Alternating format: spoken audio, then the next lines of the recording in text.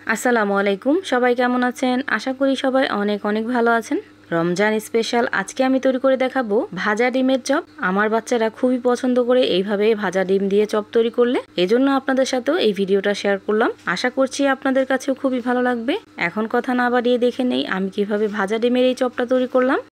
ভাজা ডিমের চপ তৈরি করার জন্য প্রথমেই তো লাগবে ডিম। ডিমটাকে আমি নর্মাল যেভাবে আমরা ডিম ভাজা খাই ঠিক ওইভাবে ডিমটাকে এইভাবে গুলিয়ে নিব। তারপর লো টু মিডিয়াম হিটে এই ডিমটাকে ভেজে নেব।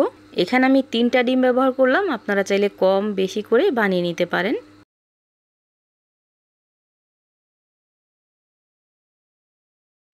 এভাবে আমি চুলার হিটটা লোতে রেখে ডিমটাকে খুব ভালোভাবে ভেজে নিছি।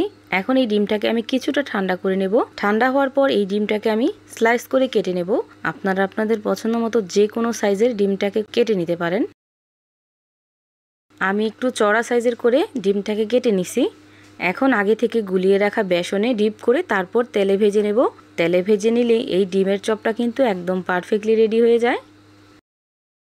একবার হলো এইভাবে ট্রাই করে দেখবেন, ইনশাল্লাহ আপনাদের কাছেও খুবই ভালো লাগবে।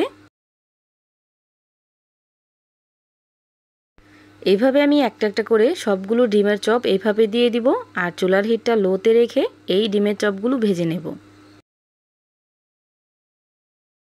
দেখতেই পাচ্ছেন ডিমের চপগুলো কতটা পারফেক্ট হয়েছে। ডিমের চপগুলো ভাজা হয়ে গেছে, এখন আমি উঠিয়ে নিব। আর এই তো দেখতেই পাচ্ছেন এইভাবে আমি সবগুলো ডিমের চপ ভেজে নিছি। এখন আমি এখান থেকে একটা ডিমের চপ আপনাদেরকে ভেঙে দেখাচ্ছি যে কতটা পারফেক্ট হয়েছে। দেখেই নিশ্চয়ই বুঝতে পারতেছেন কতটা ক্রিস্পি আর কতটা লোভনীয়। আপনাদের কাছে এই ডিমের চপের রেসিপিটা কেমন লাগছে অবশ্যই কমেন্ট করে জানাবেন।